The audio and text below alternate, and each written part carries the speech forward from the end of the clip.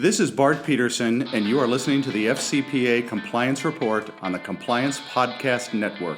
This is Greg Gilchrist, and you are listening to the FCPA Compliance Report on the Compliance Podcast Network. This is Dan DeMarco, and you are listening to the FCPA Compliance Report on the Compliance Podcast Network.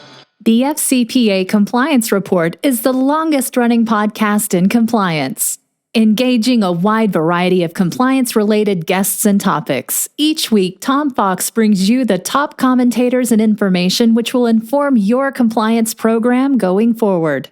Join us again for the top podcast in compliance, hosted by the voice of compliance, Tom Fox. The FCPA Compliance Report is a production of the Compliance Podcast Network. Hello, everyone. This is Tom Fox, back for another episode today. And today I have with me Quyen Truong. She is a partner at Stroock, and we are going to talk about a newsletter or publication that she was a part of for her firm entitled California's mini-CFPB, National Impact and Enforcement Threat. So welcome, and thank you for taking the time to visit with me today. Thank you, Tom. I'm looking forward to our conversation about this very hot topic for the financial industry now. And that's exactly one of the things that intrigued me. I have to say, before I was contacted and researched you for this podcast, I was not aware of this, but as noted in the special bulletin that you and the firm put out, this really has some very interesting applications, not only in California, but I'm going to suggest on a nationwide basis. So with that, perhaps you could give us an overview of what the California's governor's proposal to create a mini Consumer Financial Protection Bureau in California is, and what you're seeing from where you sit. Sure, Tom. Happy to do that. So let me give you a little bit of background.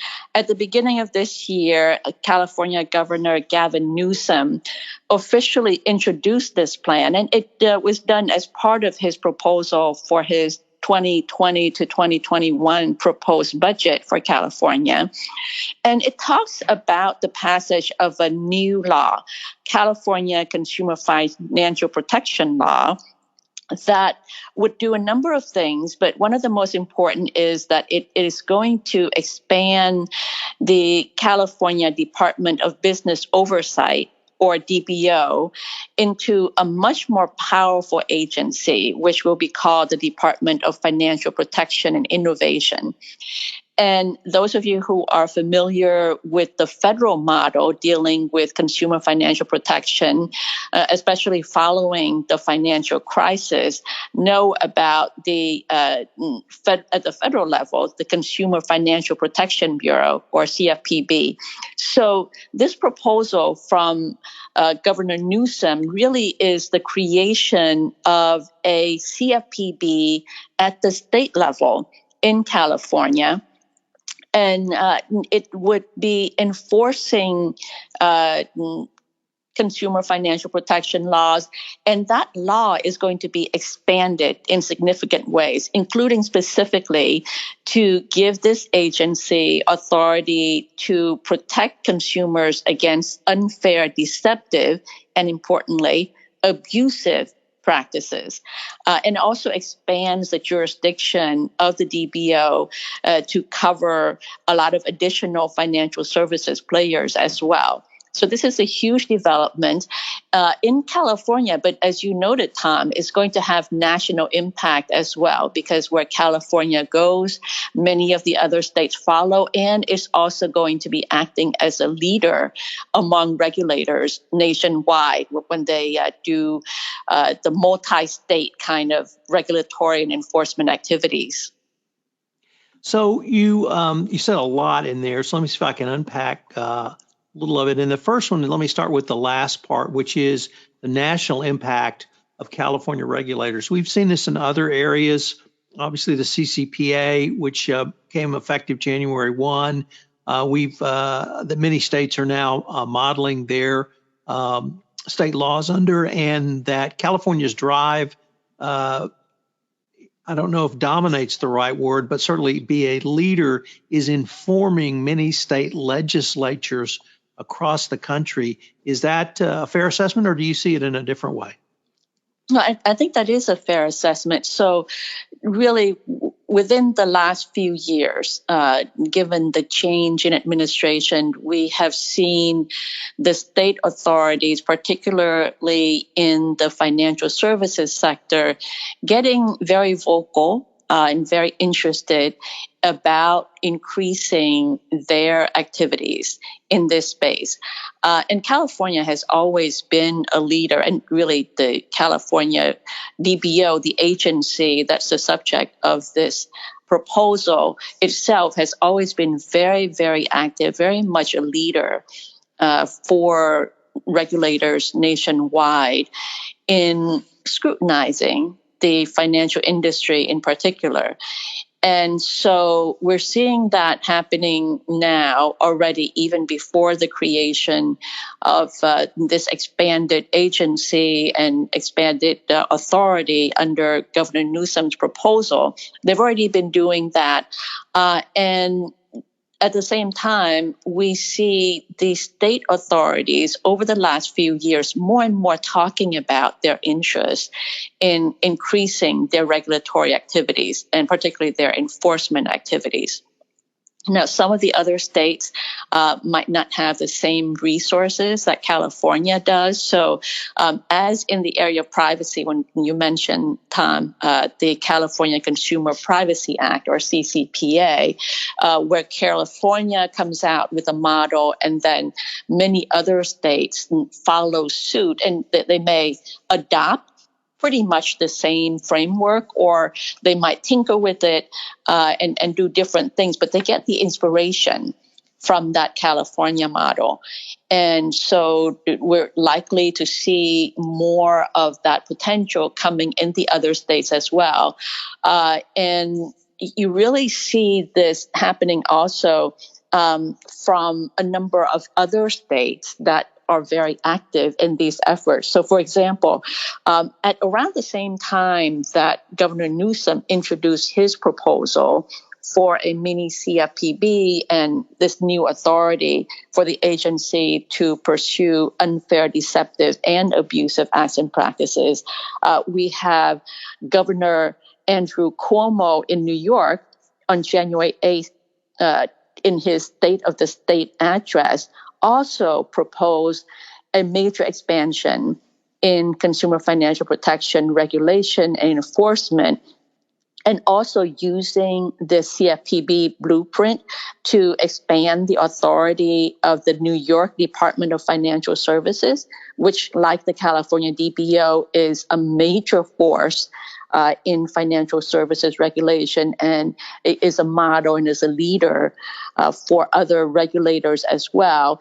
And in Governor Cuomo's proposal, you also see the expansion of authority to pursue unfair, deceptive, and abusive acts and practices. So you see these two states between California and New York creating this model. And, really the other states are going to be very interested in seeing how they can follow in that same way from a legislative proposal standpoint. And then from a regulatory perspective, they don't necessarily have to get state legislation. They might follow that same path to the extent possible through regulation, and then just through collaboration in their regulatory activities as well. When one of the things that intrigued me was the name of the proposed new department, Financial Protection and Innovation, and particularly the innovation part. I'm not aware of that being a part of the national CFPB remit, and I wanted to use that question to introduce the topic, or perhaps if you could contrast the similarities with the California proposed law or differences with the federal law. Yes, this is a very important component of the proposal from Governor Newsom, is that he has these high-level descriptions of what this new expanded agency is going to look like, and the new legislation talking about the authorities and so forth. And there are very specific pieces of detail that he put out there, which shows the emphasis that he's placing on it and the emphasis that the people behind this initiative are placing on innovation as a key component of what the agency will focus on. So there will be the establishment of a new Financial Technology Innovation Office within this agency. And that office is going to focus on the fintech industry in particular, and even the online innovation revolution from your traditional players in the financial services market as well. So you mentioned the CFPB and how it operates in this space. And the CFPB also has, an office really, and it really goes back to earlier years for the CFPB, where there was a Project Catalyst, and then now there are kind of the follow-on developments of that in the effort to create a really welcoming environment, almost an incubator type of situation, or what's often used in the fintech space is the term, a regulatory sandbox where financial innovators can get more latitude to experiment with different models, and they would have some insulation from regulation and enforcement models that currently exist. So that notion is one that both federal and state authorities and international authorities really have embraced, is the concept that you're going to have an office or a task force or some other kind of initiative within an agency that would help to foster innovation by having the conversation with players in that space and really trying to see how the regulatory landscape either could be altered in the long run or be more flexible in the short run for those particular players. So, that there are references, for example, to no action letters in the context of the CFPB, where the Bureau might pledge not to bring enforcement actions for violations of certain existing regulations, for example, with regards to a particular entity that is doing some financial innovation here. So the flip side of that, though, is that for many organizations, many companies, there's also the threat that these regulators could be more inclined toward scrutinize the company's activities more closely and actually impose more regulation or at least more oversight, because they're concerned that these entities are not necessarily protecting consumer interests in this process of innovation, whether purposefully or inadvertently, but that the consumers could be harmed in the process. And you see this actually more with the state regulators, where that they have a very strong concern about this at the same time. And I think that's going to be the case with regards to California, is that you have an office that's going to be called the Financial Technology Innovation Office. And as you noted, Tom, this is going to be part of the Department of Financial Protection and Innovation, but having the word innovation in the name is not necessarily indicative of that being the primary goal. It's not necessarily going to be the primary goal of this regulator to promote fintech efforts. So there is the potential for it to be pretty aggressive at the same time in terms of ensuring that the activities of fintech entities, of innovators, would not harm consumers as they go about their business. And in fact, if you look at some of the statements from the governor in connection with this proposal, and also the recent activities of the California Attorney General, you can see this inclination to be very vigilant about ensuring that financial innovators do not harm consumers. Quinn, one of the reasons I was so intrigued by not only the bulletin that you and the firm put out, but this entire topic is the following. Many of my listeners are in the anti-corruption compliance space, yet we see state regulators, I guess the one that comes to mind the most is New York State's Department of Financial Services. But other state regulatory bodies put out guidance generally in the financial services industry, generally around fintech, that several years later becomes relevant to anti-corruption compliance or perhaps other types of compliance. And it just, I guess I wanted to maybe explore with you how this agency is going to communicate its regulatory concerns. Will it be through enforcement actions? Will it be through sort of policy statements? I guess what is your experience with state regulators, particularly the ones that are sort of on the cutting edge of fintech? Well, I think that you're going to see a combination of avenues for the agency to communicate its interpretation of the law and how it's going to go about ensuring that the industry follows that. And, you have certain similarities between federal and state authorities as well. In fact, there are more similarities and differences in terms of how they go about doing this. And particularly in this case, because the proposed state agency here, the California Department of Financial Protection and Innovation, is modeled very much on the CFPB model at the federal level. You're going to see a lot of the same things. So it's being endowed with a full tool set in terms of how it would pursue its mission for consumer financial protection. And that toolbox is very similar to the CFPB toolbox, and it in many ways will be used in a similar way.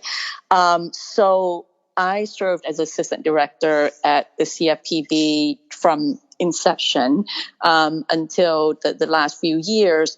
And also coordinated very closely with the states as well. And, before that, I also had served as associate bureau chief at the Federal Communications Commission, working with online industry and particularly mobile companies as well, to look at how you would tackle these regulatory issues as technology evolves and you have new financial products and services coming on board here. And the fact that the agency is going to have the same toolbox as the CFPB means that it can communicate in a variety of ways. So education is one, where it's going to be doing education for consumers, for the public, but also education to a certain extent for the industry as well, particularly newer entities like those in the fintech space. And then it also has other tools. And one of the most important here for the California agency is it will have licensing authority. The DBA already has licensing authority over the entities currently under its jurisdiction, and now it's going to have expanded jurisdiction where it will have licensing authority. And that whole licensing process and the possibility of revoking the license gives the agency a lot of latitude to communicate how it wants institutions to operate. And as part of that licensing authority, it also has authority to conduct supervisory exams. And in that process, it gets to do a very intimate dive into these organizations' activities, raise a lot of questions, talk to people, get whatever document information it wants, and then communicate what it thinks that are the potentially inappropriate behavior and potential corrective actions that should be taken, for example.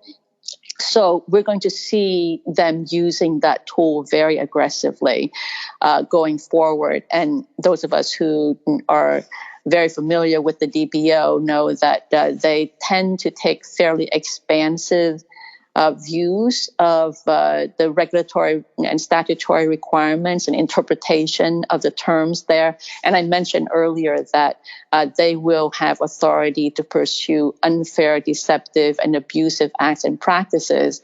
And that's mirroring the CFPB model, the authority the CFPB has under the Dodd-Frank Act. And during my time at the CFPB, and today too, even though the CFPB has just issued guidance on how it intends to use that abusive authority, there's a great deal of uncertainty that remains about that. And just as the CFPB has been fairly expansive and sometimes unpredictable in how it uses that abusive authority, I expect that's going to be the case also with the California DFPI, the Department of Financial Protection and Innovation. So those kinds of enforcement activities will also keep the industry on its toes. And then, we discussed earlier this Financial Technology Innovation Office, which is really there to have a constant conversation really with the industry when they want to engage in innovation. So you have a lot of different avenues for the agency to communicate what it wants, in addition to the formal guidance and rules that it might put out. Quyen, I wanted to now turn or maybe build on the CFPB a little bit and ask about preemption. Got a lot of lawyer geeks on this podcast or listening to this podcast, so when we can go into the weeds on preemption, everybody has a lot of fun. And I guess the question I wanted to pose to you is, do you see the CFPB attempting to preempt the California agency, and how do the National Bank Act and Dodd-Frank interrelate with this preemption? Yes, it's going to be a very interesting interplay. And of course, when we talk about preemption, we also have to look at the distinction between the national banks and the state chartered banks, for example. And really, it goes back to the National Bank Act, as you mentioned, where the National Bank Act does establish preemption of state regulation at a fairly broad level with regards to activities of the national banks, sort of the baseline when you think about preemption. And then as the federal government adopts other laws, it potentially could specify limits on the state authority as well. But it's not always that clear, and it's certainly not crystal clear in this area. So we're going to see a lot of debate. And I would anticipate some litigation around this going forward as well. Now, the folks who are behind this proposal from Governor Newsom, and including the founding director of the CFPB, Rich Cordray, with whom I worked. And by the way, I should mention that one of the interesting things about this new agency in California is that it's inspired by and will be populated by a lot of CFPB alumni. And I talk with these folks all the time, and we can see how it's going to be unfolding. And the argument, I think, is going to be that the Dodd-Frank Act still leaves room for state regulation, where the state regulation is going to be more protective of consumers. That's the argument that former Director Cordray already has voiced in talking about this proposal, and you will expect to hear that from the agency going forward as well.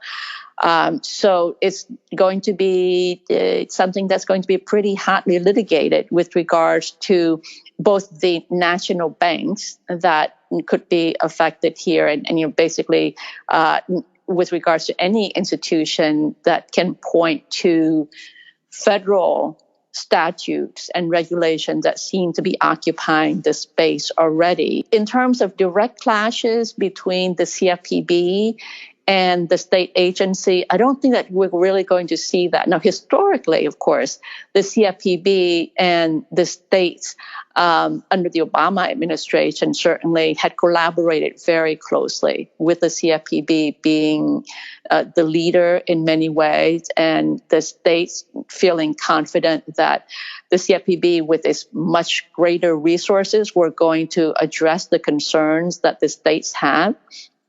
With the change in administration, that has changed, but you still see instances of collaboration between the CFPB today and some of the states. So I don't think that there's going to be a head-to-head clash in the sense that the CFPB will say there's preemption here. Now, you do have the possibility of the Office of the Comptroller, the OCC, the Control of the Currency, the OCC stepping in and saying in some instances that you do have preemption under the National Bank Act, for example. But that will be in specific cases, usually litigation that may come up, I suspect. Quyen, unfortunately, we are near the end of our time, but I was wondering if listeners wanted any more information on this topic, could they go to the firm's website? And if so, how would they do that?